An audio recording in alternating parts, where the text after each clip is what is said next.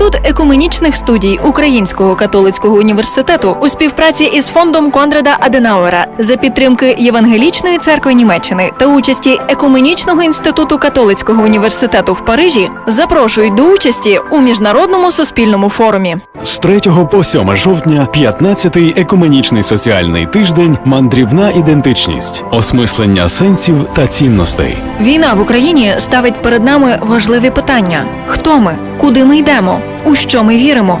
Якою мовою ми спілкуємося? Яка наша культурна, національна, релігійна, політична ідентичність? Під час 15-го екуменічного соціального тижня за участі науковців, експертів, журналістів, духовенства ми обговоримо різноманітні аспекти ідентичності людини, нації, громади, особливості її становлення та переосмислення. Реєстрація та деталі на сайті esweek.org.ua. Форум відбувається у гібридному форматі.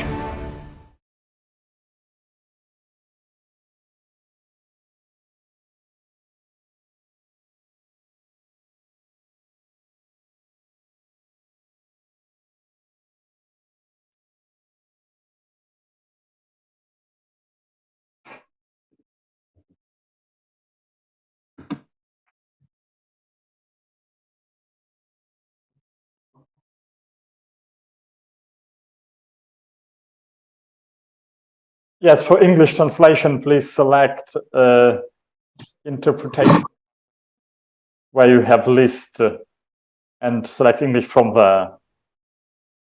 Щоб слухати події українською мовою, будь ласка, If you want to follow this event in Ukrainian, then select from the interpretation menu Ukrainian language.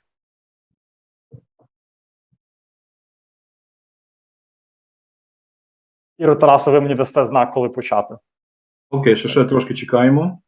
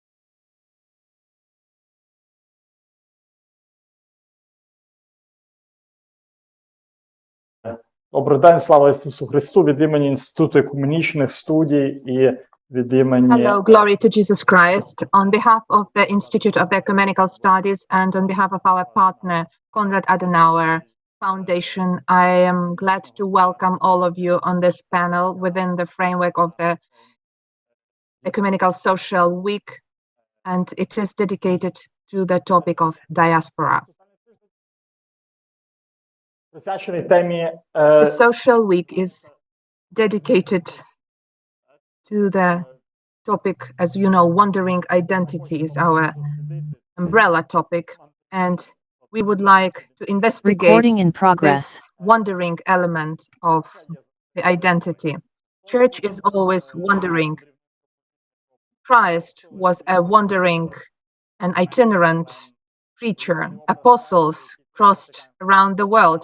The favorite image of church from Second Vatican Council is the people of God. The people of God who move either forward and sometimes even backward.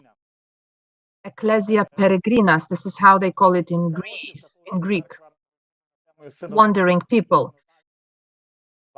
Over the last years, the church is thinking about the synodality, and synod means going together. Our church is synodal, not only because it held synods from time to time, but also because it is trying to walk with the people and after the people. Diaspora is the topic that has not only religious dimension, it also has political and cultural dimensions. Diaspora in the Ukrainian context has preserved Ukrainian culture and in some way preserved the Ukrainian church. в українському випадку, але Diaspora may be less in the Ukrainian case, but it pertains to many other countries, has a huge political impact on everything that is happening in the countries around. The war in Ukraine resulted in millions of people leaving the country. Which consequences will it have for Ukraine and for those countries where Ukrainians settled? Which consequences will it have for the Ukrainian diaspora that exists in those countries, starting from the 19th, 20th centuries? буде мати Which consequences for Ukraine will have the presence of Ukrainians beyond the Ukrainian borders? These are all very interesting, exciting questions that remain so far without answers, but these answers will mature sooner or later. That's why I'm happy that we are having this panel within the Social Ecumenical Week. Now I pass the floor to our moderator, Kurylets, екуменічних студій who is project manager of the українського of the християнського Institute of Ecumenical Studies at UKU. He is also fellow scholar at the Ukrainian Biblical Society. So the floor is yours, and I wish you a very productive and fruitful panel. Thank you, Pavlo. I would like to signify some technical things as far as it pertains translation. You can listen to the simultaneous English translation. If you want to listen to Ukrainian, please select Ukrainian language. Downstairs there's button interpretation. Please choose the language English. Я хочу просити наших доповідачів. I kindly ask our speakers or panelists to remember that we have a discourse. It's not a classical seminar. Speak slower so that the translator would have some time to translate this without excessive stress. And secondly, Я вже, на жаль, забув. I forgot what I wanted to say, a second point. Not go over this time limit.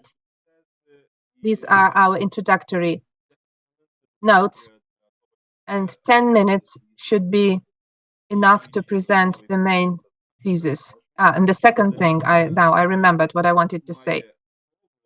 The one who is currently speaking говорячи should по-українськи, not change languages, switch between English and Ukrainian, English and Ukrainian. If you choose Ukrainian, please speak in Ukrainian to the end.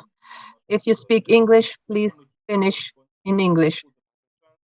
англійські до кінця. You can speak English, but just please do not jump from one language to another. Thank you. Павло сказав, що наша As сьогоднішня Pavlo has already said, our today's panel is within the 15th Ecumenical Social Week, which is in general dedicated to the wandering identity and senses and values. That's why we would like to look at our migration, at the experience of our ідентичність diaspora, what people took with themselves when they migrated, their cultural identity, linguistic, religious identity. What did they manage to preserve?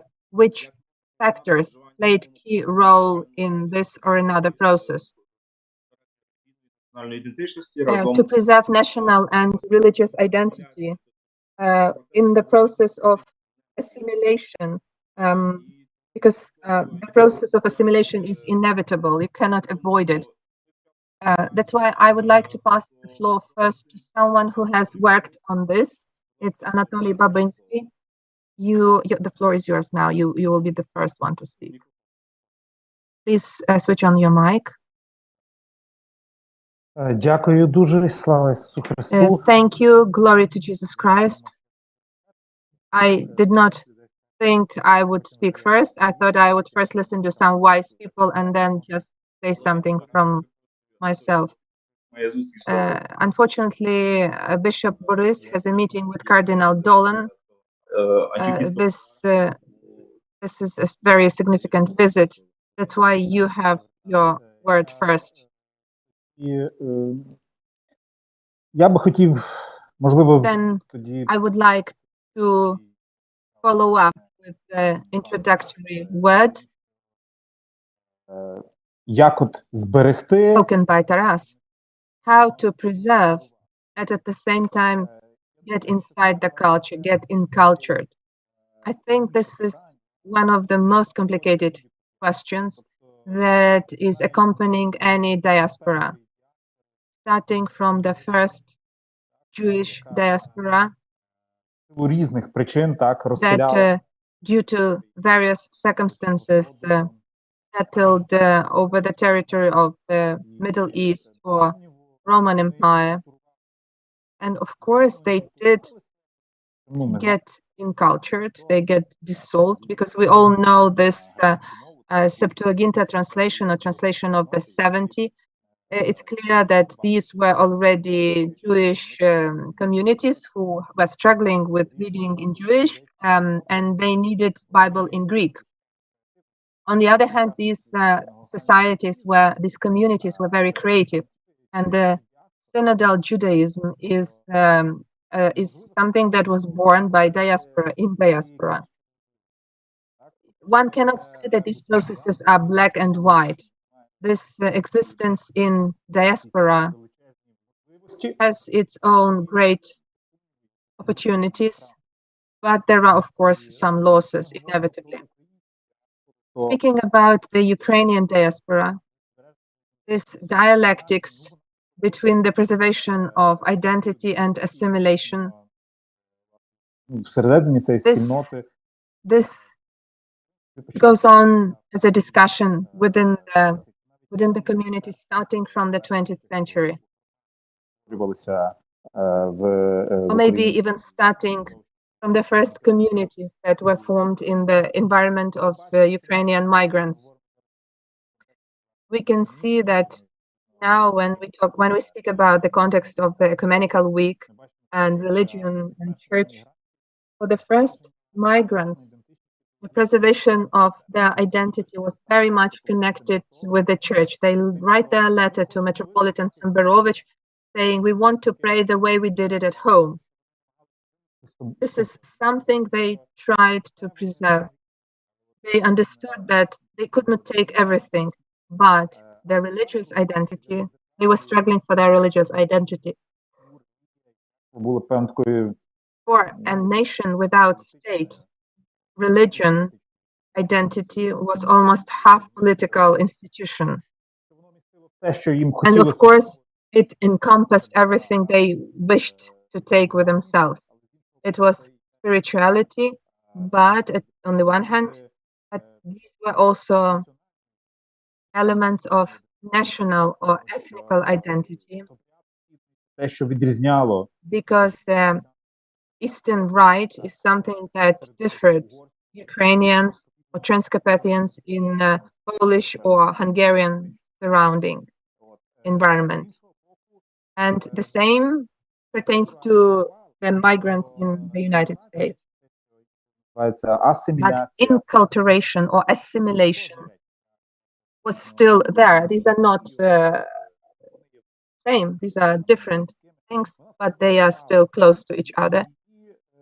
Ну, неможливо уникнути. Як правильно сказав пан Тарас, я думаю, що це Assimilation is unavoidable. I think everybody understands that you cannot avoid assimilation. Of course, it depends how fast it is. If культурна, the outer culture is stronger, then the assimilation goes faster. But if it's weaker, then the assimilation is slower. будь-яка But спільнота the рано. structural and community assimilation is something that you cannot avoid. Today, when we are thinking on these topics, we can see that the situation is different from the one that was 100 years ago. The state of Ukraine was not there at that time. Today it's there. Although it's weak, it's threatened, but still it's there on the map. Тоді і сьогодні це є What people strive to preserve today is different from what they tried to preserve at those times. On the other hand, what role does church play in all this? It's difficult to say. Church has a double function. вірних On the one hand, it is taking pastoral care of all those who are already in the church, but it also has to keep the door open to all those who are still not in the church. It has been always an ongoing discussion within the Ukrainian Greek Catholic Church, maybe less in the Ukrainian Orthodox Church in diaspora, or maybe I just know this environment a little bit less. стає, коли And вже it є becomes even more complicated when we have an independent state and the church should not carry on itself some statehood or political luggage. Spiritual state is a nice symbol, but there is also a material state. And this material state that exists is under threat. я думаю, що I think на цю дилему, ну, when церква responding вати в to this діаспорі. dilemma, church is doomed to be balancing all the time in order to preserve its identity and to Так би мовити, give to its faithful що воно зберігається, чого вони the потребують. feeling that the sacredness is there, Церква в діаспорі не з'являється, тому що вона because перемінила.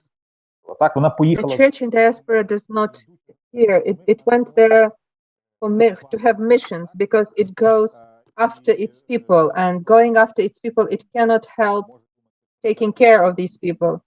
And of course, the church is thinking of conversion of millions of other people, but if Представником you are інших національних running after представників and after representatives of other ethnical groups, and then you see that 10 people of your ethnical identity just pass by the church, you cannot look at it without any emotional engagement. And of course, the doors should be open to everyone, because we are delivering the gospel not about Ukrainian Jesus, but about universal Jesus. для And пастирів. this is very, very difficult. I know that's true about the pastors in abroad, but this is according to the calling of the church in diaspora.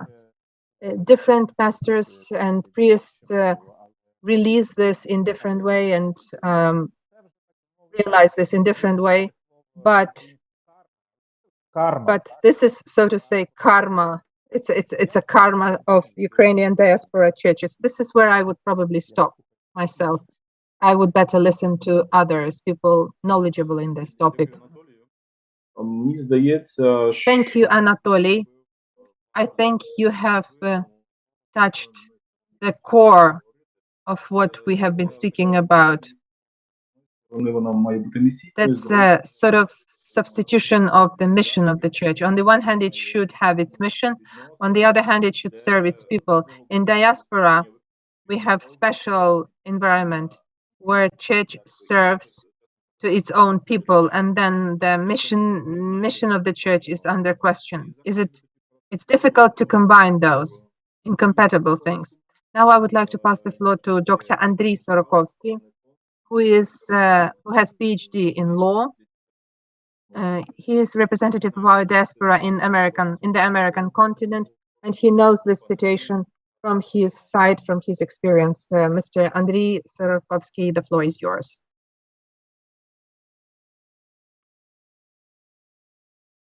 Ісусу Христу.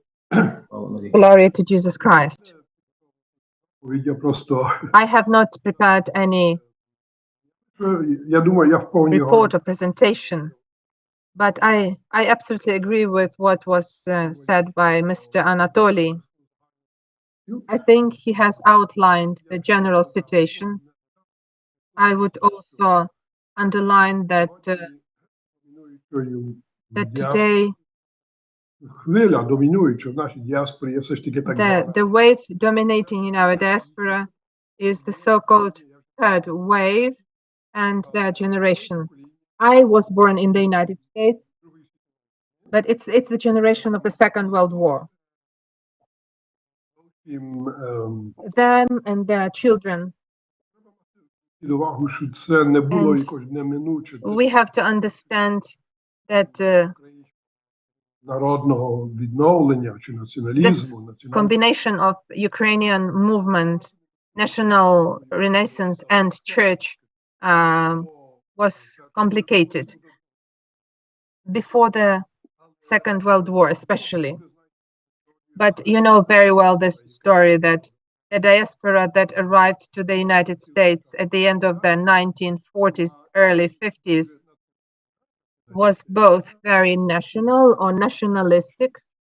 It was had very clear Ukrainian identity, but at the same time was in great support of the church, support of as a kind of substitution of a state. We remember that Andrei Sheptytsky was not only an ecclesiastical leader, he was also a political and Сьогоднішня діаспора in the 50s and 60s. Штатах було це сполучення власне. We witnessed this combination of Ukrainian Церквою. Не завжди так було раніше і не завжди так буде, мабуть. And sorry, I missed it because there was no bad connection.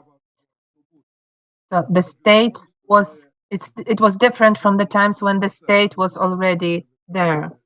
It was useful for a church to be together with a national movement, but the national movement does not have such a resonance because the state exists. We are supporting the state. We are now having war, and of course this fosters a great upraise of the Ukrainian national consciousness. I think it is vivid among the diaspora members, since church is not playing the role it used to play in the past, like building Ukraine or liberating Ukraine. There is a kind of decay in the interest in the church, especially among those people who would go to the church or out of patriotic feelings. But when it comes to spiritual function of the church, I think we have now the fourth wave, which is very different from the third. But in the United States, we are witnessing secularization. I know this is a very wide term, very unclear. Maybe we talk too much about this. Католицьку церкву But the чи fact is that when you have a look at the Catholic Church or in Christianity in general, there is some decay. So there are some new migrants coming to that or to that church, but in general, we can witness this process of secularization. And it's obvious even among the representatives of old generations of diaspora. We can see we can have a look at the statistics, church statistics, and see what happened over the last 15-20 years, a huge decay.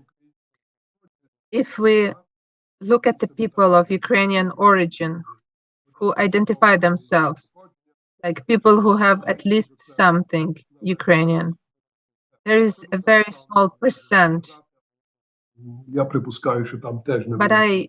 it's difficult for me to say about the Ukrainian Orthodox Church, but I think there is also some percentage. What happened here? The national factor was cast away, although now it's back again. Secularization is moving forward. People leave church or move to another church.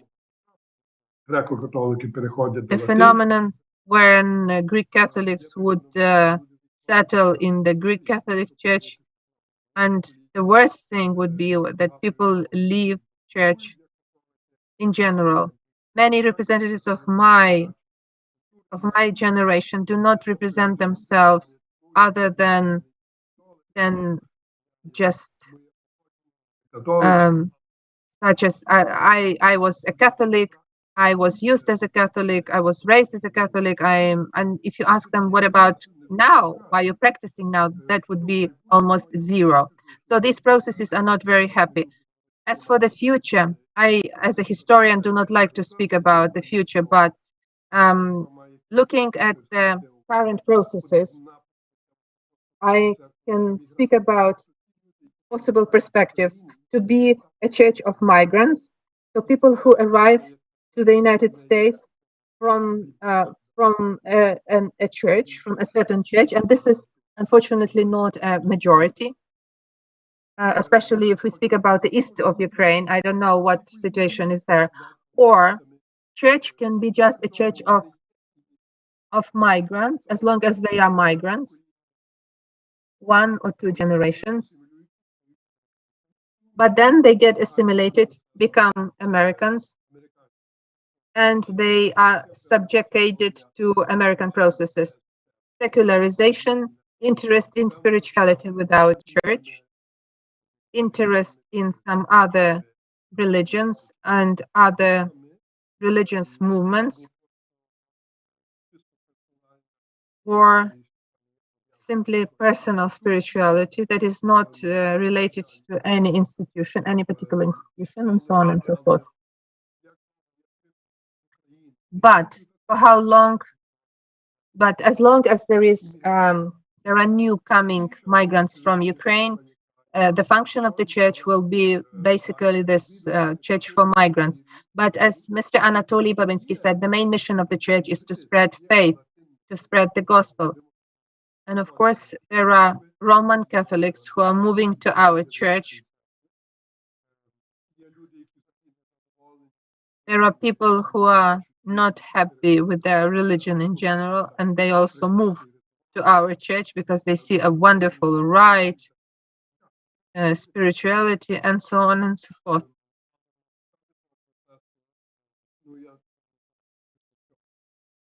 Well, the process, the scale of this process, it's probably a question to sociologists. They can say more on this. Since our church is also competing with other religious movements and churches and sects, how much? Американців, зокрема тих, які не є українського походження, або є українського походження і не знають мови, таких є багато, або знають мову, але ледве-ледве, і їм незручно читати по-українськи, молитися по-українськи, це вже для них штучно і важко. Скільки успіху вона може мати, я, очевидно, не можна предвидіти. Але я бачу ті такі, власне, дві можливі ролі. І важко сповнити і одну, і другу, бо треба мати, скажімо, богослуження в двох мовах, треба взагалі пояснювати нашу віру іншим способом для емігрантів і для, скажімо, звичайних американців. Отже, я тут зупинюся, я просто хотів так окреслити, як я це бачу. Мені виглядає, що це дуже складна ситуація церкви в Америці, але я б хотів почути, що кажуть інші. Дякую за увагу. Дякую, пане Андрію. Мені здається, що ви якраз окреслили ті два шляхи, якими має йти церква, які має діаспори, які... It's a very complicated situation with the church in the United States, but I think that's all from me. Yes, you have outlined all the main processes that are happening in the church, serving to Ukrainians, to the representatives of its diaspora, and also serving to those people who would like to join that church. I think that would be a solution. Thank you, Mr. Andrew Sorokowski. You have mentioned that sociologists have at hand all the figures. They can see how the process was evolving, what was the dynamics over the years of preserving their identity. And now I would like to pass the floor to our scholar, a doctor of sociology, Ms. Mikheeva Oksana, who was directly involved in a huge survey that was conducted in the Ukrainian diaspora in the United States of America, or maybe the whole American continent. I may be mistaken. And so now I would like to hear from you. What can you say about the figures that you got as the result of this survey, and maybe say a couple of words about the dynamics and which factors were impacting this and how you managed to preserve this identity? Дуже дякую, пане Тарасе. Перш за все, слава Ісусу Христу. Це велика честь і радість для мене бути тут і брати участь у цій дискусії. На відміну від пана Анатолія, мені вдалося спочатку послухати розумних людей, а тепер доєднатися до цієї дискусії, тому я маю, знаєте, вже таке дуже добре інтродакшн, дуже добрий вступ до того, що я збиралася говорити. І тому вже сфокусуюся безпосередньо, може, на якихось таких, знаєте, ключових важливих моментах. I will dwell on some key points. Stereotypes. It's a stereotype that sociologists know the figures. We're using a quality paradigm, so we know more about the processes rather than про що ми вже почали говорити. Наше дослідження ми проводили 19-го року. В фокусі нашої уваги були 3 категорії людей, власне, про яких вже йшлося. По-перше, це різні вікові групи. Ми намагалися вхопити всі хвилі міграції, які наразі we were trying to encompass all the waves of migration, and we modeled 3 groups.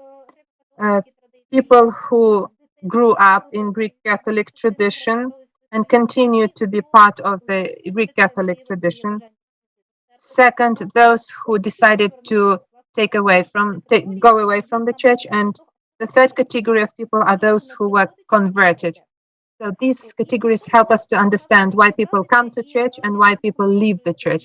This is something that I would like to deal with, and I absolutely воно і далі залишається надзвичайно важливим. Between ethnical and religious is very important, and I absolutely agree that we are somewhere on the borderline, on the fence, 50-50. We can be both a church for migrants and a church that is universal and open to everyone. And here we tried to dig in the identity. And maybe I will speak a little bit about figures, because we were conducting not only 1-hour interviews, but we also made a survey which is not representative due to the lack of funding. First of all, we asked people, do they think of themselves in ethnical frameworks? 88% of people said yes, ethnicity for them matters. This is a very important issue. And then when people would say that ethnicity is significant for them, we would ask a follow-up question, who they feel. And 68 of them said they are Ukrainians. 15.7 said they are Ukrainian Americans. It's people with double identity because they feel both Ukrainian and American, and then some other figures finishing with the pure American identity. I would like to add one more interesting comment, because we were conducting this survey not only in the United States, but also in Poland, France, and we asked them also these questions about identity. We speak about these processes very often as dissolving, assimilation, loss of roots. This is not exactly correct, because the process of assimilation or identification is very complicated. There are lots of identities that pop up in a human being depending on the circumstances and the timing. So my observations were very interesting. When we speak about the democracies, when people have no pressures on assimilation processes, they completely easily build two coexisting identities: Ukrainian American, French Ukrainian, Polish Ukrainian. This is absolutely possible. And this is not necessarily that one will be squeezing the other out. Wherever you have democratic environment and where you have respect for the uniqueness of a human being, then this additional second identity connected with another national statehood space is completely simple in building. It's a very interesting observation. Why do I mention this? I don't want us to speak about these processes as the threatening processes. This is not something that we lose. We gain something else. And wherever we live in a democratic space, our Ukrainian identity becomes is an additional moment. We are like you, we are Americans, but we also have this Ukrainian identity. This is how we are. This is something special, peculiar about us. We also asked another provocative question. It may sound very strange, but we wanted to see people, how they react. We wanted to ask them, is Ukrainian Greek Catholic Church a universal Greek Catholic Church, or is it a Ukrainian church? 24.5% said it's rather Ukrainian.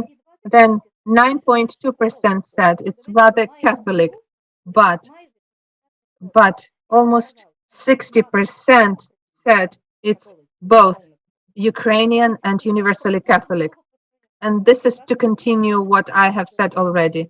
These are plenary identities. They have their own Ukrainian identity added with this newly constructed American identity.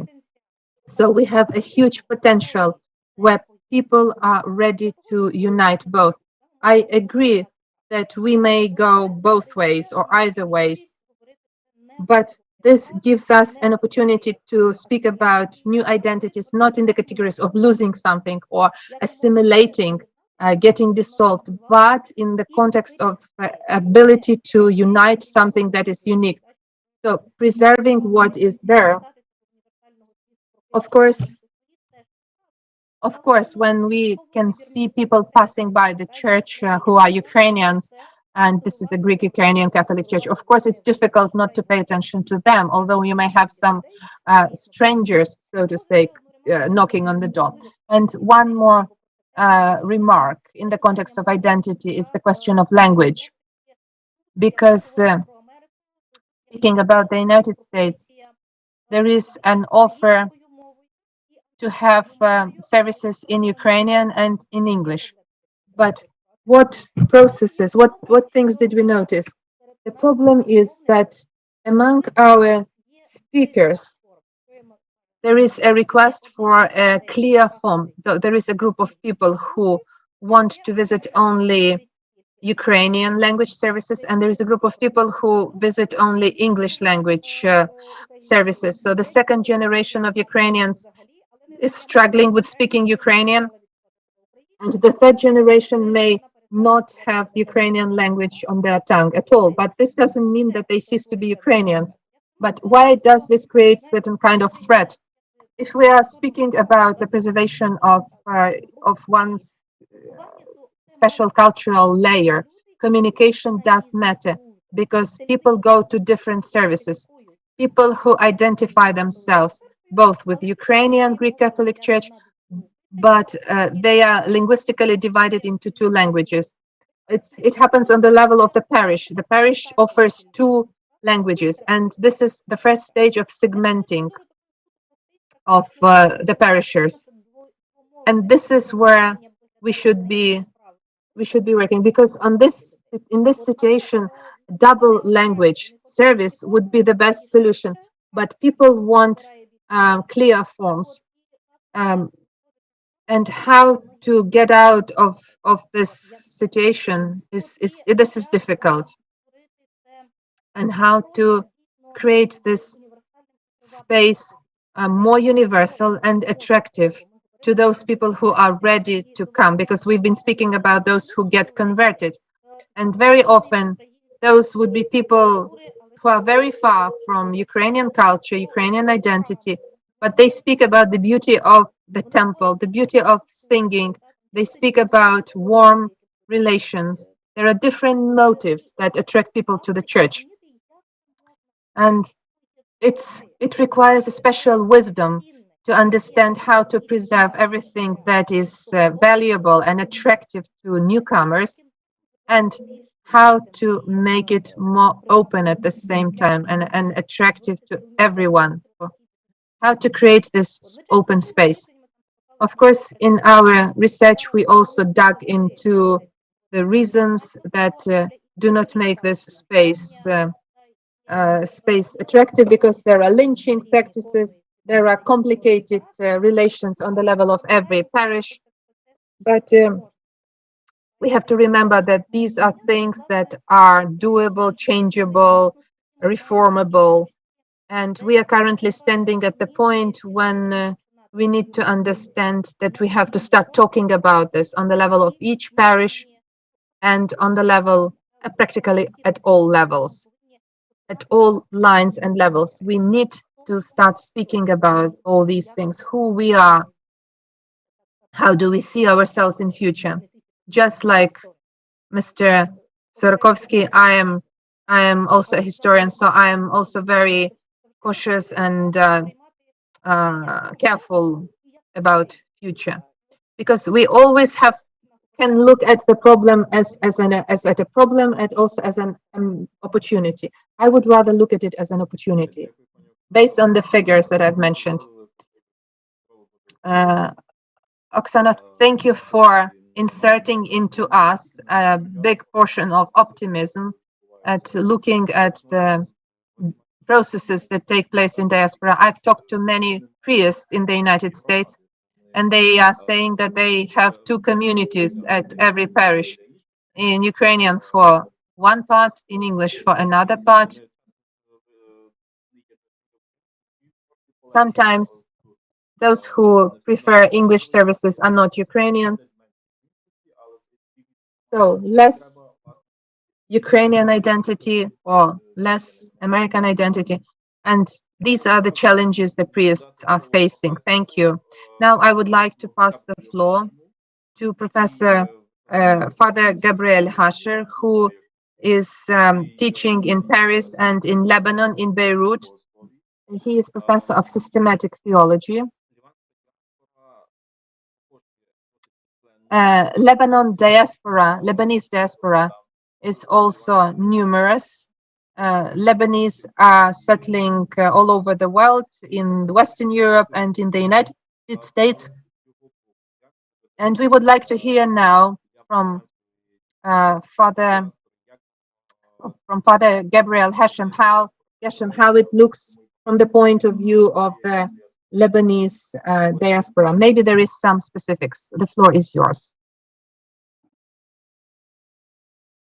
Thank you so much once again for inviting me to join this seminar. I was listening very carefully to what was said in this concern, and I learned a lot. I'm not a specialist in the Lebanese, neither Lebanese nor Greek Catholic Antiochian diaspora, but from an ecclesiological point of view and ecumenical point of view, and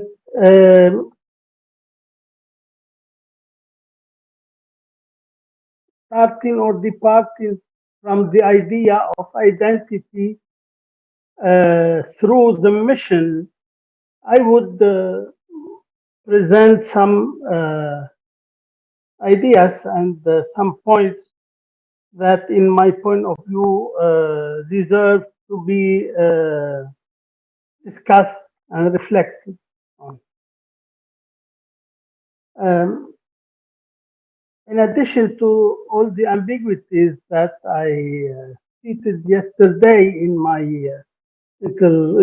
contribution, I would say the diaspora situation is even more ambiguous.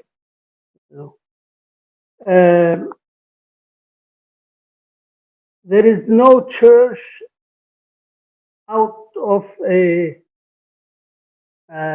how to say it, lieu, out of place, no, and there is no church really out of the context. So the context of the churches in diaspora is more complicated because of the ambiguity of the relation with the local church, but in the same time with the mother church, with the new country or with the geography and the old or the roots.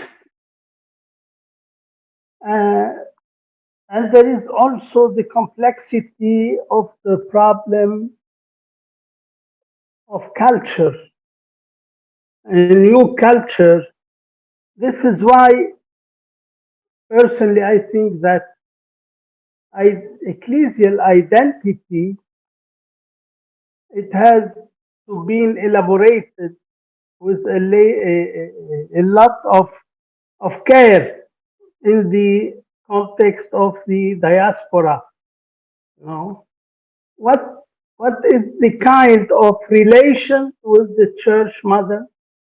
What kind of relation with the nationalist identity? What kind of relation with multicultural context, with a new social context, with a new economic context? You know, this is why I agree that it's different for the first generation who is looking more for a place to have references, to have roots, to get some help, some support, and even to fulfill the nostalgia feeling to the country, to the culture, to the church mother, anyway. And the second or the third generation, I would say here that the question of mobility, mainly in the big countries where people are called to move or obliged to move many times, to change, for example, from a state to another state, or in Europe from a country to another country, to integrate a new social, economic, cultural, linguistic, sometimes reality, which is not easy as an effort to be produced by the person or by the. What seems to be very dangerous is the temptation to live in ghettos, to reproduce the same model as the church in our country in, to reproduce nationalist models of church. In this case, the mission is, how to say it, étouffé, is Oppressed. oppressed, if you want, yeah, and the church is not really the church of God because its nature is lacking of Catholicity, lacking of apostolicity, and it is dangerous. We are not even obliged to move and to emigrate. Our mission is not to live in ghettos. This is why the big questions would be what is to be kept and conserved and protected in our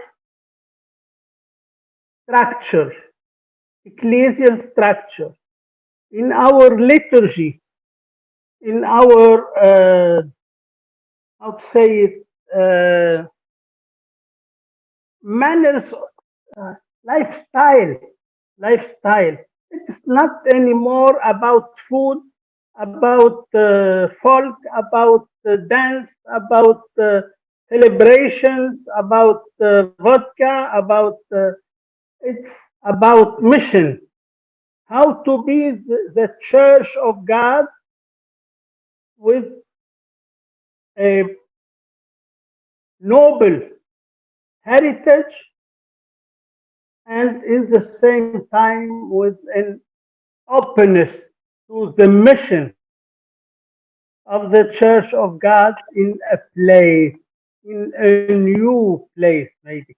How to meet the new challenges, how to be integrated in the new society, new context. How have we must we do to meet to integrate and to integrate also the challenges of the place where we are living, to be in communion with people around us and not be worried only how to be in communion among us as Ukrainians or other people. I wouldn't be long.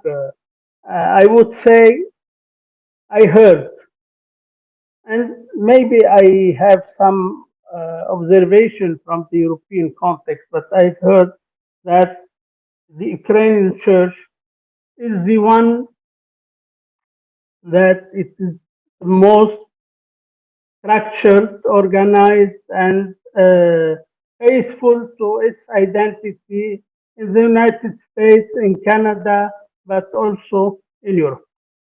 Just a final word about the Lebanese diaspora. Honestly, I would say, and it is my feeling, it is a personal judgment. We as Oriental Antiochians, Christians failed to our mission in diaspora. We didn't succeed to to have a churches well structured, well organized, conserving the essential of the liturgy, promoting a liturgical reform, integrating the new societies and the new context in, although the merit of the missions and the many persons who sacrifice their lives to the just a final point. For example, in Europe, you can say that not only Maronites are attending the Maronite churches or parishes, but also the Lebanese people. The Lebanese Greek Catholic are attending the Maronite church because of the of an historical background, the Syrian-Lebanese war and other elements. The same for other Christians. The final point, it's about the formation. How are we forming? What kind of formation are we providing our future pastors with in order to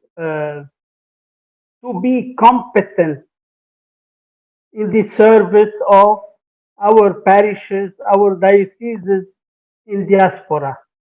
There are, in my point of view, some special competence. We cannot, for example, send a priest in Africa who has never known anything about Africa or don't know any African language, any African culture, has no idea about it, or sending somebody to Venezuela without knowing the language or having been to Latin America and so on. The question of formation is very important because the unity of the church depends more of the time from of the unity of the ministers. And the question of bishops and the canonical approach that was evoked yesterday is more than complicated. I wish you a lot of luck in the, not in the seminary, but in the follow up of this ecumenical week and in this debate and this reflection. Thank you. Дякуємо професору Габріелю Гашему. Thank you, Professor Gabriel Hashem, who is not only professor of systematic theology, but is also a priest of Melkite Christian Church. And I am so happy to see Archbishop Borys Gudziak with us, UGCC Metropolitan-Archbishop of Philadelphia, who was busy with very significant stuff, but still could find time to join us. So the floor is yours.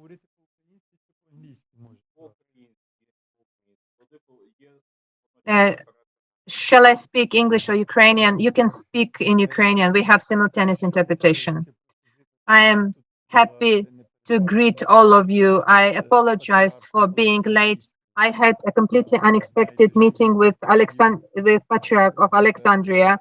You probably know that he has suffered in ecumenical sense or in ecclesiastical sense from the Russian aggression due to his solidarity with the Tsargorod Patriarch and through the recognition of the Ukrainian autocephalosy. If I may, I would like to follow up certain thoughts expressed by Father Gabriel, our brother from Lebanon, our Melkite brother. From the point of view of the diaspora that he has just been speaking about, our identity is very rich on the one side because it's diverse, but it is a little bit disembodied.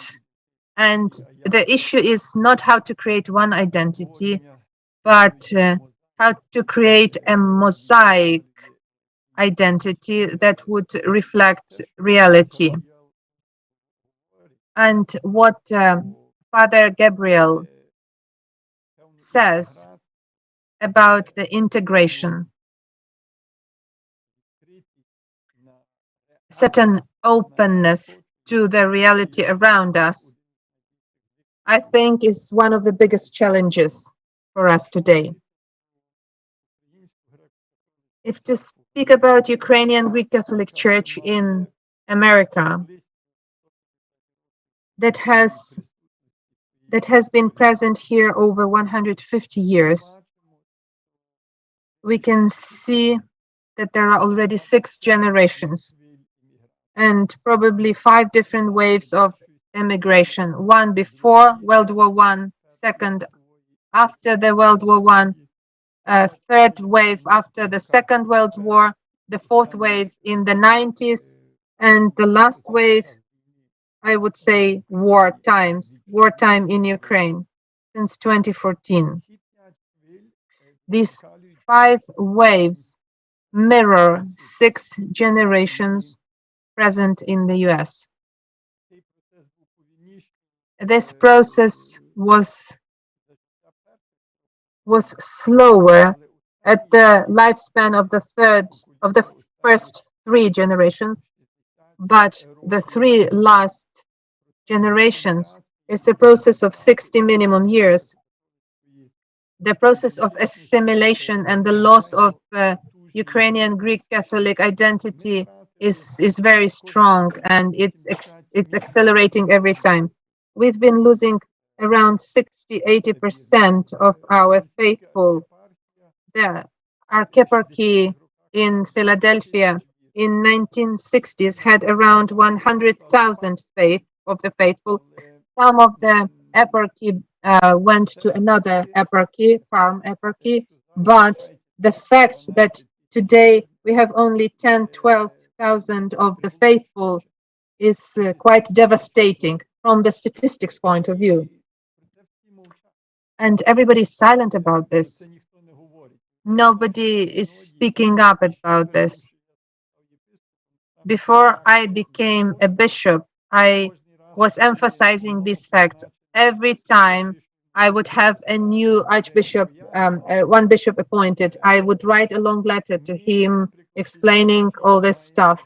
We in Philadelphia have a cathedral for more than 110 years at the same location. We are surrounded by Afro-Americans, but there is not a single black person in our services in the church. If we used to have 3,000 people in the church, now 3 services gather 200 people. And this is the situation when, you know, the house is on fire and we are enjoying everything. So we are waiting for another catastrophe in Ukraine to produce a new wave of immigration to fix our figures. That's why I cannot omit the occasion to use the Patriarch of Alexandria. I was yesterday meeting Koreans. Yesterday I was celebrating Yom Kippur in the biggest synagogue in the United States, because we have to open our identity to the reality that is around us. That is maybe one point I would like to underline. Our Ukrainian identity is also undergoing a lot of challenges from the contemporary anthropology. The challenges and the issues are jumping over the stages that Ukraine is only getting acquainted with. If the issue of gender is now fresh and calls and arises a lot of embarrassment, emotional reaction in Ukraine, it doesn't keep people indifferent. Now, the issue of transgender identity at school is not the most urgent, because today teachers are faced with the phenomenon when a child comes to school and says, I'm not a boy, I'm not a girl, I am not a gender mixture, I'm a cat. And you have to recognize me as a cat or as a dog. In this context, when we have witnessed a total deconstruction of basic notions in identity, we are faced with quite huge challenges. I would not like to speak longer, but I would like to dwell on the following point. Ukraine today is the epicenter of global changes. Political, military alliances, diplomacy, the whole global economics has trembled because of the Russian aggression. We are faced up with the question of agriculture, food supply, energy supply. All this will impact environmental situation. But the most significant thing that is happening now in Ukraine is what attracts the attention of so many people of goodwill in the world. This is the picture where in the 21st century, when we have transactional attitudes, I buy, you sell, we agree, when according to Pope Benedictus, the dictatorship of relativism, there is no truth, there is just your perspective and my perspective, and we are both right. When we were witnessing this deconstruction of identities, when we are living in many situations in the context of post-truth, there are people who say, this is good and this is absolute evil. This is truth and this is a lie. And they say, we are ready to witness this at the cost of our life. I believe that in Ukraine, we are witnessing the new creation of new identity of Ukrainians, and Ukrainians are becoming a very interesting source of inspiration for many people. People say, we want to be like them. And we, Christians, find it necessary to process this, to think over it. I think that Ukrainian solidarity, Ukrainian resistance movement was influenced by the social doctrine of the Ukrainian Greek Catholic Church, which Catholic churches have been dosed for so many years in every little tiny issue that deals with social stuff.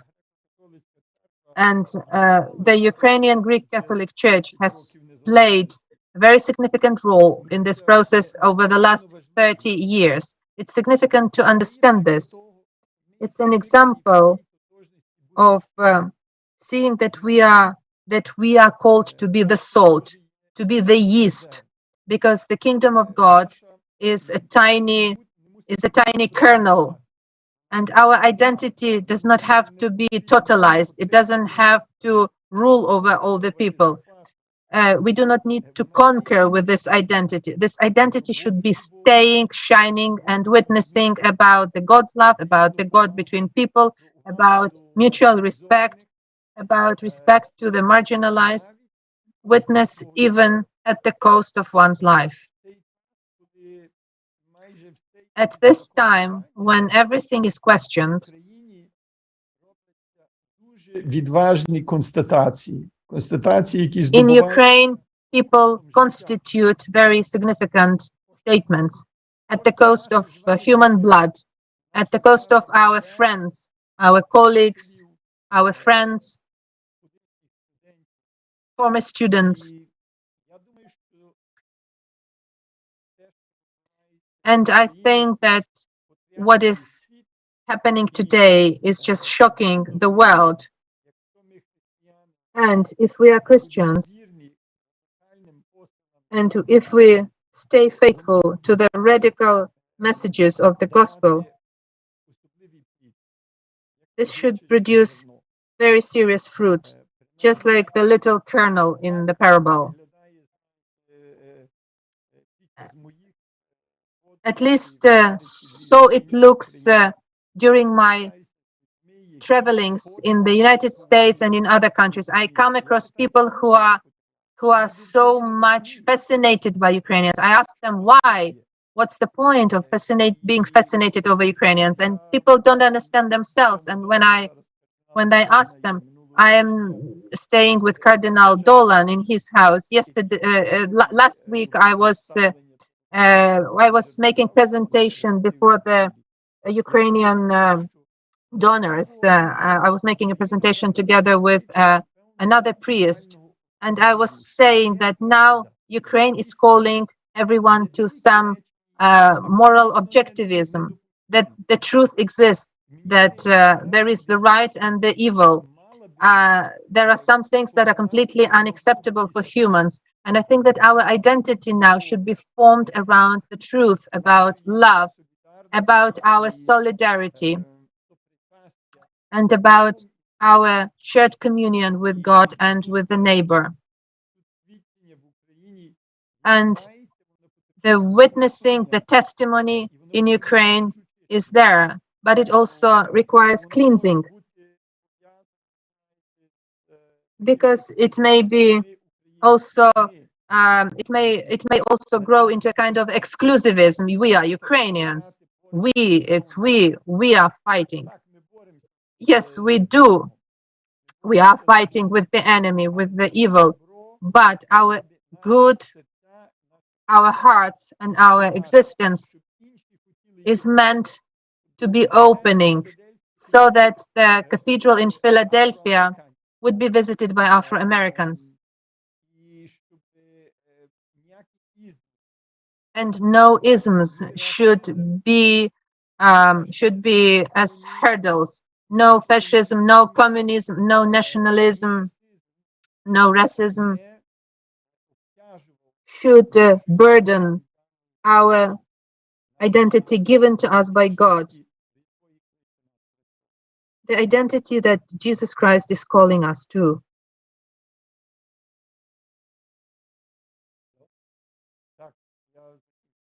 Yes, I have finished. Amen. You should say amen. Thank you.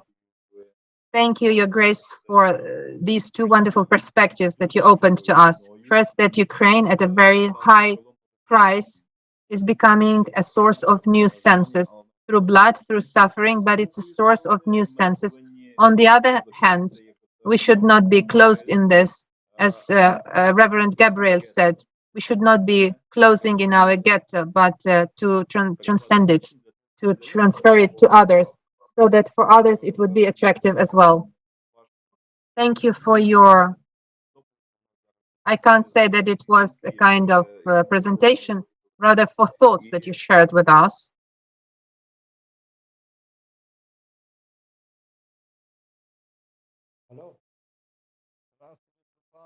Пропали, так. Перепрошую. Так. Отець Іван I'm Дацько. sorry. Reverend Ivan Detsko, who is director of the Institute of Ecumenical Studies, would also like to share some thoughts with us. He is also representative of Diaspora. He was witness of Diaspora in Canada and in England and in Germany.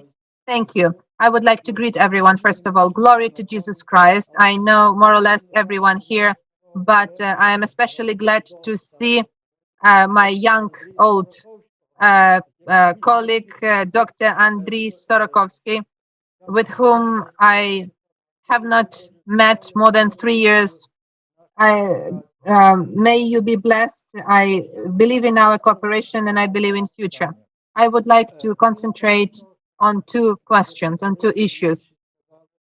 On top of everything that was said by Metropolitan Borys Gudziak and others, I would like to speak about this area from Germany to the east and also Yugoslavia. It's a bit different area.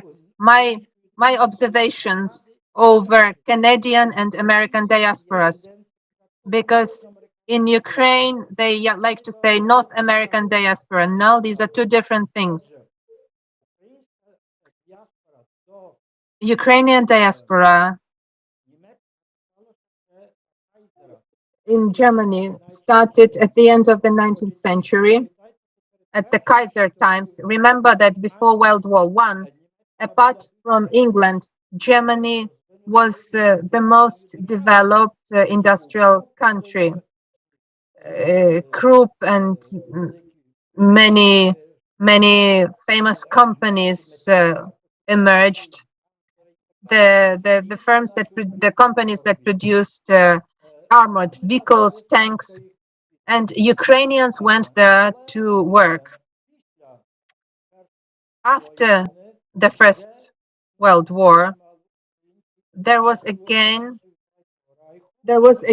until the times of the Third Reich a lot of Ukrainians, and then due to the efforts of Andrei Sheptetsky, there was an apostolic visitator allotted there, Petro Verhun.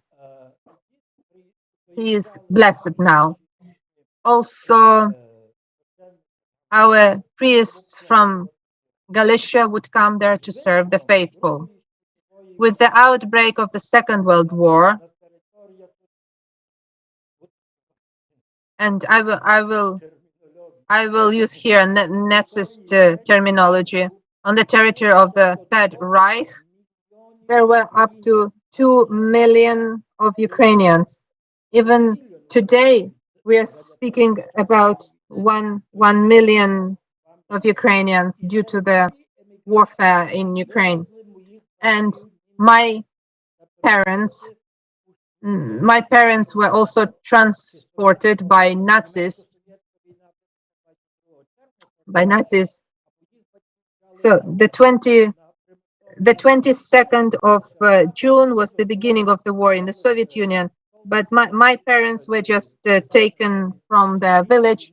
The Saltis was told that such and such people, including my parents, were to be transported.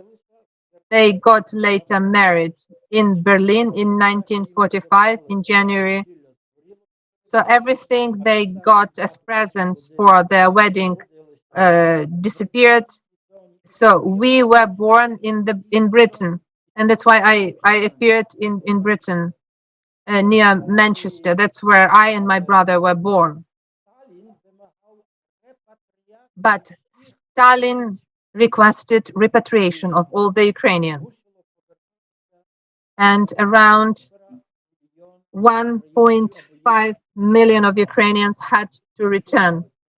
First, they were transported to Galicia and then to Siberia, because Stalin believed that everybody who visited Western countries during the Second World War were traitors of the Soviet Union. So Father Verhun was imprisoned, and Archbishop Ivan Buchko nominated Father Andrei Voinorovsky. Bishop Gleb's father was his secretary. And then exarchate was created. Out of all the Western European diaspora, the least assimilated people were in Germany. In England, in the United States, they switched into English very fast. I can see this by my nephews. When they speak Ukrainian, my ears wither. And what Miss Mikheeva said, they characterize themselves as Ukrainian Canadians or Canadian Ukrainians, but they attend our church, they had their wedding in our church, and so on and so forth. So in England, there was a very conscientious diaspora. So those were either the military or such peasants as my parents. Many of them were not married. Women were in minority. So it was paradise for women, 5 men per each lady. So they were really getting married and having children and baptizing children to the right and to the left. church was serving people very well. When Justin Gornyak was there, because of the patriarchal issues, certain cleavages began, but I will not dwell on this. But the church was playing huge role. In France, maybe Metropolitan Borys should say more. But two of people I know, one of them is with whom I studied, Joseph Andriyishin, Father Joseph Andriyishin, and Yaroslav Selevich, were the children of the emigration that arrived in the 1930s. They preserved Ukrainian identity, but church was hardly present there. Metropolitan Andrei assigned Apiridon, and then Belgian Redemptorist, and then Father Lebanets as Chancellor. He did a lot. And then an Apostolic Exarch, Bishop Malanchuk, came, and then Bishop Hrentishin and Bishop Borys Gudziak, and now Gleb Lonchina. So there, Ukrainians get assimilated more, but less than in England. Pavlo Kohut, Father Pavlo Kohut started Osela in Alsace, and this played huge role. But Alsace has its specificity, and at home they speak in German. Now go on to the United States and Canada. In the difference between Canadian and American migrations,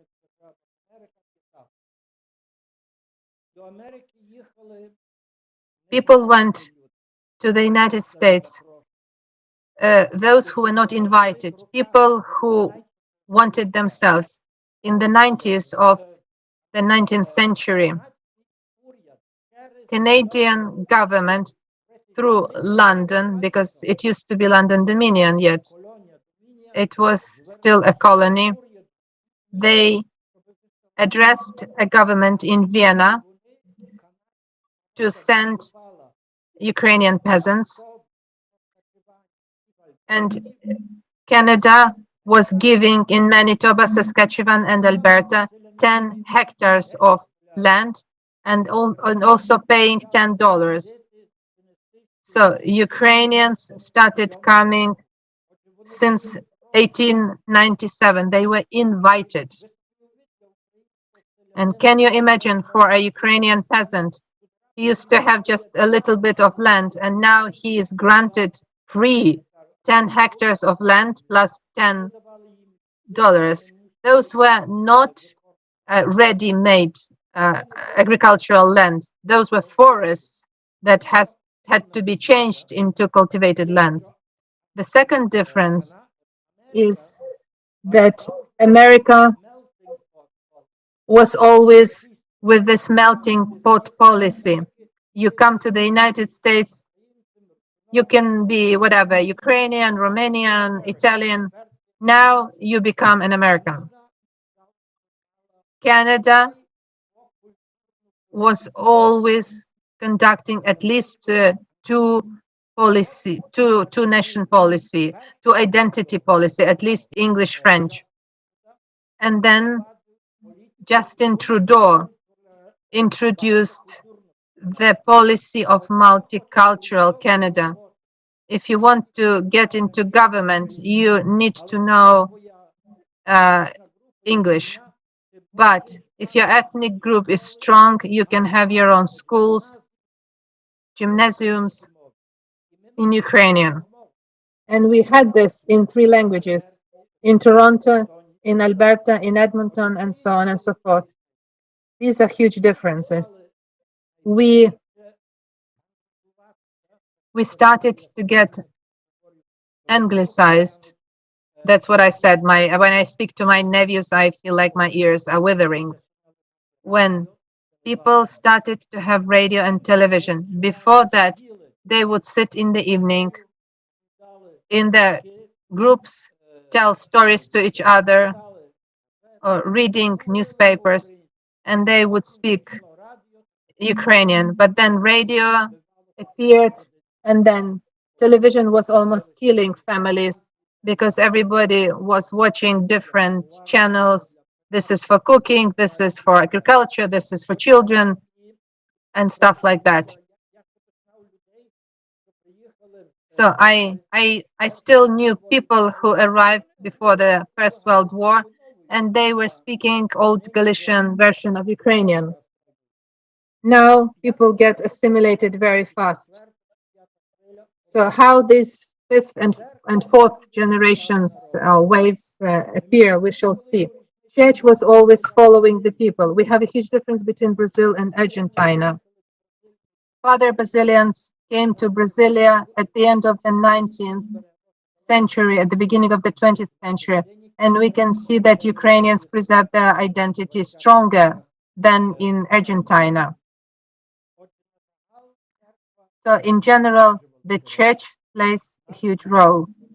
Our people, at least the generation of my parents, were not thinking of buying a house. First, it was church.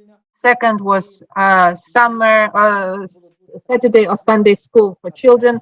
Then clubs, and only then they would think about their own house, their own car, and other bare necessities. So Ukrainian diaspora was preserving its identity. Even those who do not speak Ukrainian, they say, I am a Ukrainian Canadian or a Canadian Ukrainian. In Germany, in Austria, people were less assimilated. But Vienna was at that time, this is the capital of the empire. And now Ukrainians appear in Innsbruck, Klagenfurt, Graz, Salzburg. I have been speaking too much. Amen. Sorry. Thank you, Father, for drawing a whole picture of our diaspora scattered in different countries. Now I would offer that those who would like to ask questions raise their hands. You can do this on Zoom. Ask, and to whom are you going to address it? Are there anyone? Are there any willing? Mr. Andriy Sorokowski, you're welcome. I would like to refer to the demographical situation in diaspora. When I was growing in the 50s, 60s in the United States, it was usual to say I am of Italian origin, or of Polish origin, or Ukrainian origin. Today you can hardly hear this, because usually you would hear, well, I am a Ukrainian Chinese or Italian German origin. So there is a huge mixture. It's a natural process. Sociology would have to research this in more details, but I noticed that it's widespread to come across people who are only partially Ukrainian. So how shall church behave with this? Of course, there are cases when a pair or a couple goes to Ukrainian church or becomes Ukrainian. We know these cases, but we don't know about those cases when, let's say, the process is going in the opposite direction. In the majority of cases, these people and their children alike become just Americans of such and such origin. But when it comes to their identity and their daily practice, they are just Americans. And if they go to any church, that would be some kind of American church. The church they like, the church that accepts them. That's why I think it's a huge challenge. Past are those times when all our people lived in ghetto, either in the eastern coast, where chances to get married with Ukrainian Greek Catholic would be not not that bad. But now, when people are scattered all over the United States, and many of them in the Western coast, I have been living for a long time in the South, and we are demographically dissolved. How shall the church be тим людям, які є у вмішаному to serve to those people who are at least representing mixed couples nationality-wise, and how to attract such people? Because I think that only the minority of them will join our church. Thank you.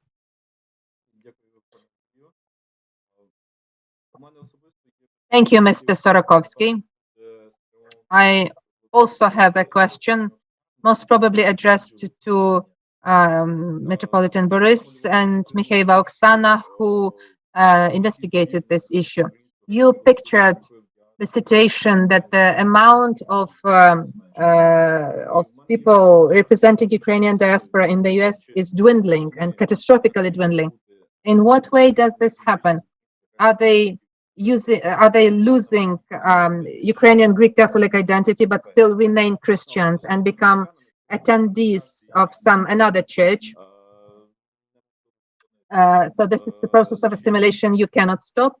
Or are they simply ceasing to be Christians as such, and they are just following the processes of secularization and lose their Christian identity altogether? I see that Anatolii Babynskyi raised his hand, so after that I will let you. If you wish, I can respond on the basis of my pastoral observations and the network of my live connections. Many things happened. Andriy Sorokowski mentioned about moving to different parts of the United States, of not only new migrants, but also those who are of Ukrainian origin in the first, second generations. Our network of parishes was concentrated in the northern part of the United States. Now our church has 200 parishes scattered all around the United States, but 50 of these parishes are based in the state of Pennsylvania. But the Chicago eparchy, with the center in Chicago, that encompasses Michigan to the state of California. I think over 20 states altogether in this eparchy. This whole eparchy that has 2/3 or maybe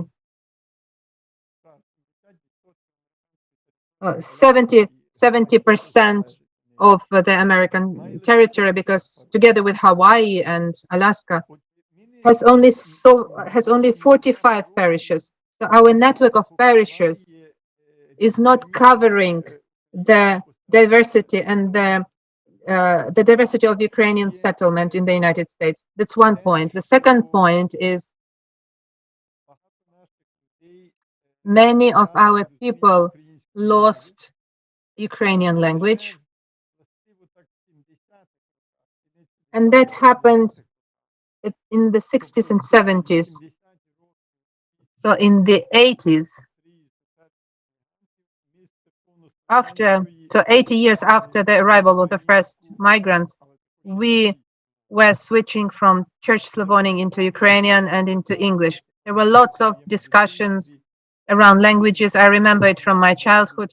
My mother was against English, but then in 2000s, when she was 80 plus, she said, yes, we have to use English. That's clear. There was also another factor before the Ukrainian independence, when the church was persecuted. There was a moral imperative. They cannot, they are forbidden, so we have to. And there was a solidarity spirit that was at its peak in the church when Patriarch Joseph Slipy was visiting us, and maybe it came to end in 1988 when we were celebrating the millennium of Orthodox Christianity. When we witnessed solidarity of the Orthodox with the Catholics. So the specter of opportunities increases. Now we have a phenomenon of Ukrainian Protestantism, and there are a lot of Ukrainians who attend Protestant churches. They have a very weak Ukrainian identity, and they cut themselves off from the Ukrainian diaspora organizations. So there is a wider spectrum. I can give an example of my brother, who was brought up in the same family as I.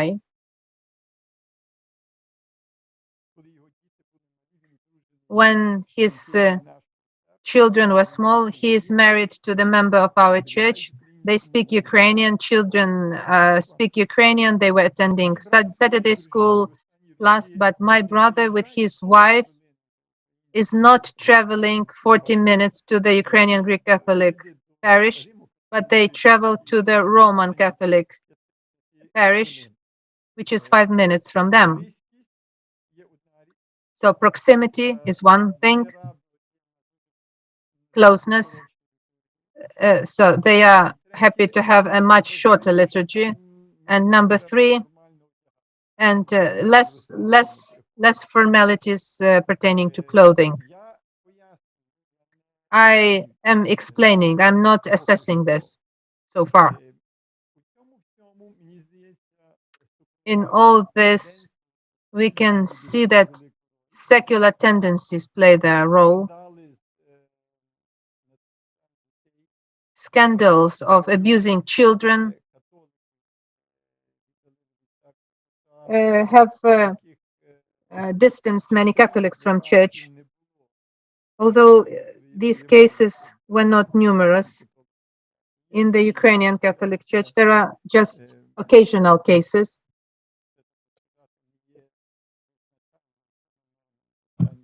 But this is not a defining phenomenon of the last decades. So I would say that one reason is that there was no proper evangelization. The church was playing its religious role, yes, but for many it was just cultural, ethnical environment. And when the Ukrainian state took this function on itself, and when for people to be a Ukrainian and to eat Ukrainian food and to speak Ukrainian shifted as a priority, then there was nothing left. Because there was no deep faith, there was no deep relationship, personal relationship with Jesus Christ. And that's why we have this phenomenon that during Easter, during Christmas, we have 5 times more people than on usual Sunday service. But the same is true about Ukraine. This factor is true for Ukraine as well. Thank you. Anatolii Babynskyi was the first to raise his hand. That's why we pass the floor first to Anatolii Babynskyi and then to Father Decko. Thank you. I think maybe Oksana wanted to answer because some of the questions were addressed to her. But I understand we are running out of time. But we will listen to you.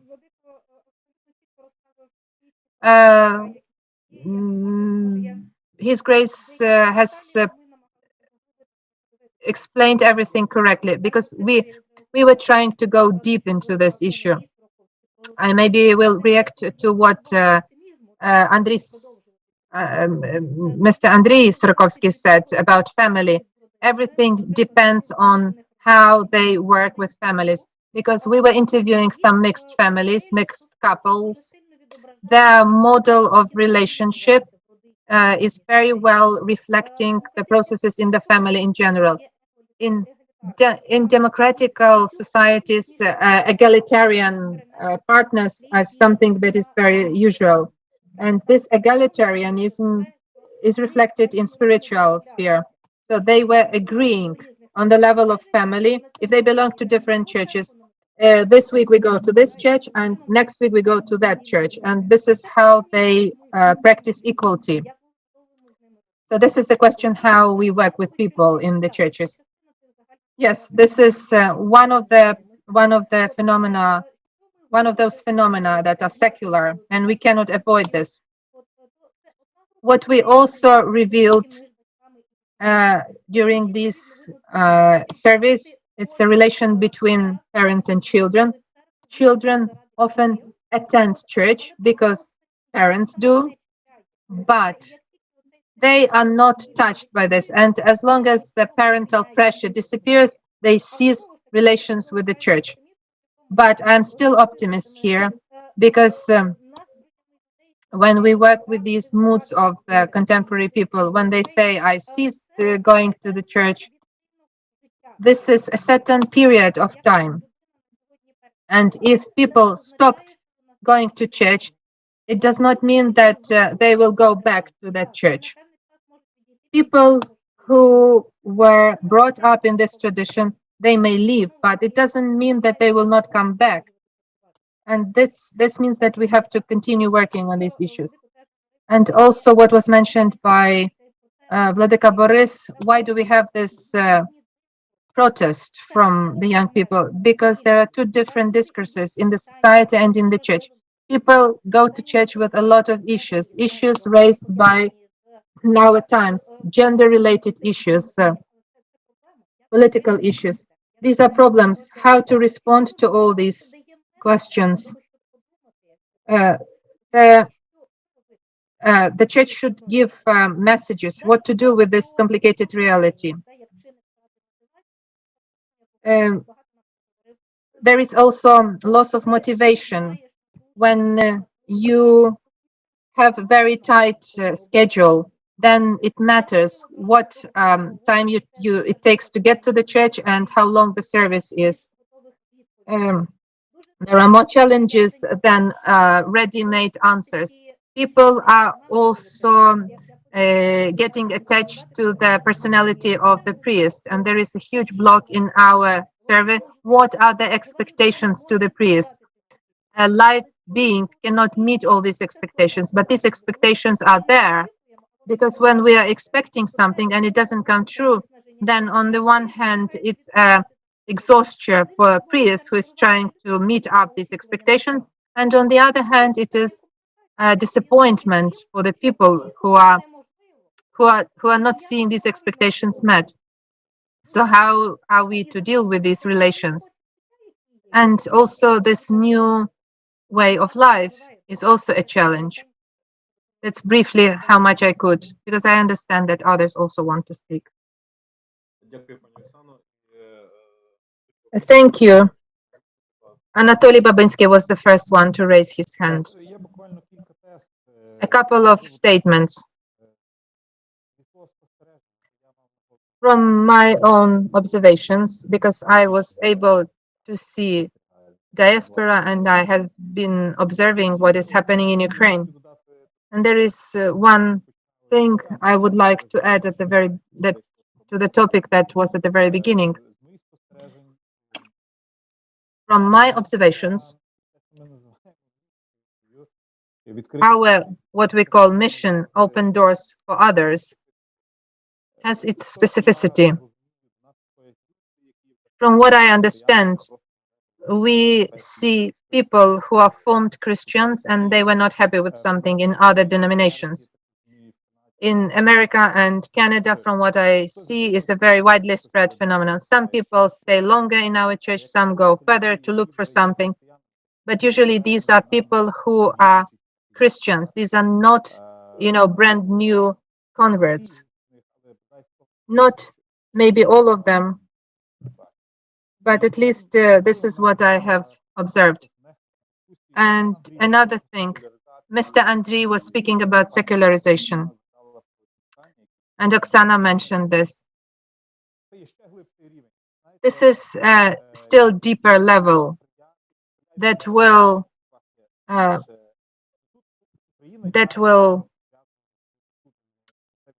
Ukraine and diaspora are connected vessels. We've had today this panel about being a church today. That war has really made naked everything. We, these expectations, the product of the Holy Spirit in contemporary world. These are the issues that people are looking for in the church, and people don't understand that issues for these questions can be answered in the church. They will go to a psychotherapist. So the association that these issues can be answered there is disappearing. People look elsewhere for these answers. Bishop mentioned Protestant churches, and among our friends, I noticed that Protestantism is getting more and more popular, and Protestantism reacts much faster to the current processes in the society. And this is true for diaspora. I've seen this in Canada among young people.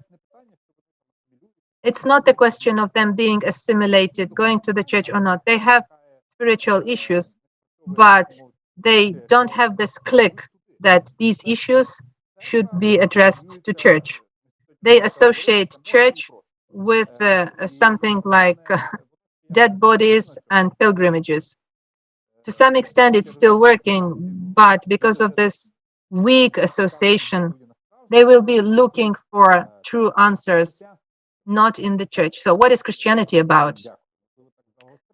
Thank you. Maybe I have a little bit sharpened this.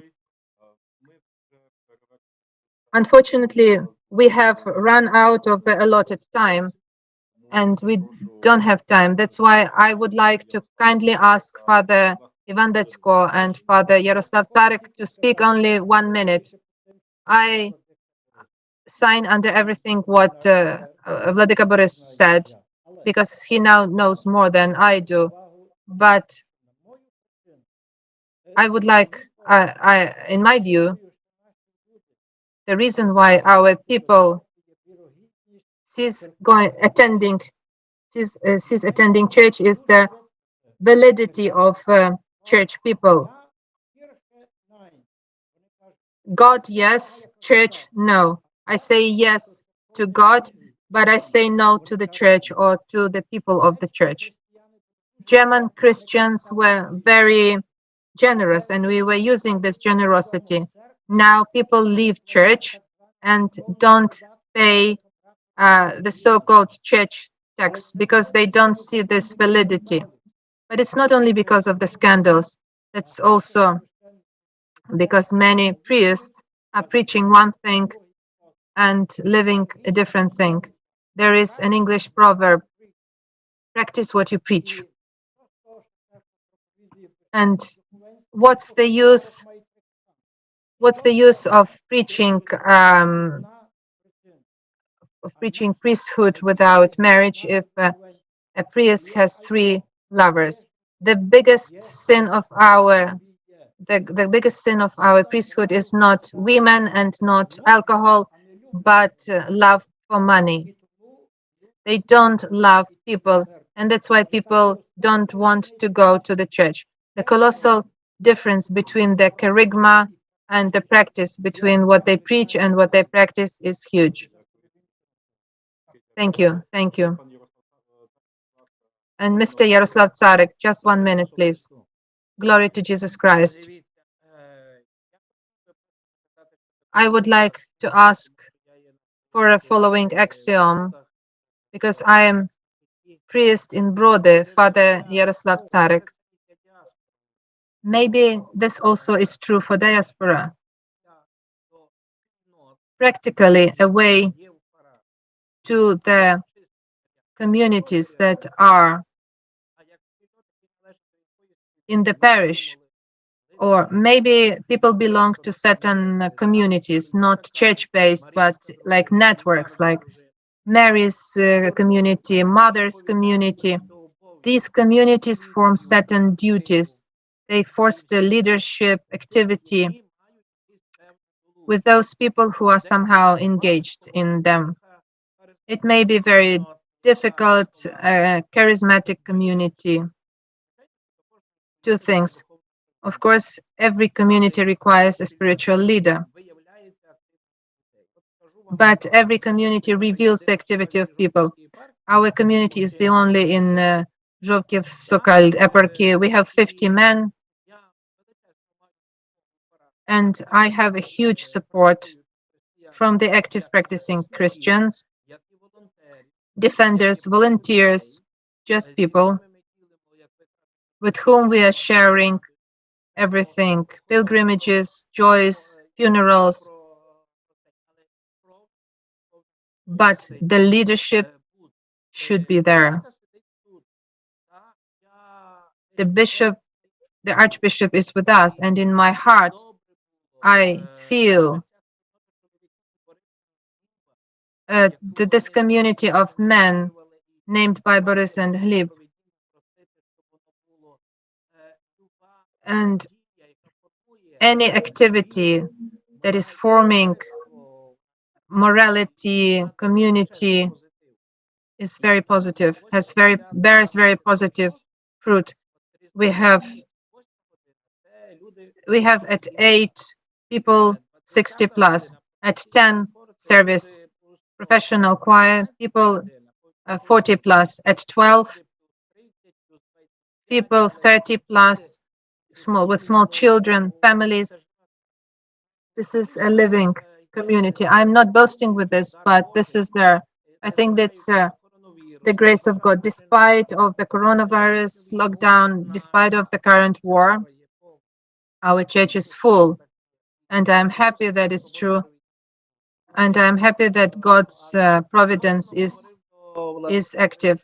That's why I was accentuating about this community of Borys and Gleb, because it fits our church. Glory to Jesus Christ. Thank you. We have to round up what we have overviewed our time. Means that the questions we touched are interesting to our audience, and I want to extend my gratitude to all the participants of the discussion who participated in this discussion and who raised so many issues about the preservation of faith in our diaspora.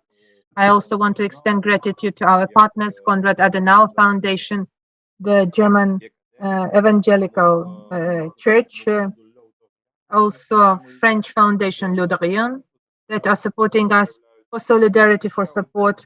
Tomorrow, we are having another day of our Ecumenical Social Week. Please follow the program and visit those events that are interesting to you. Thank you very much.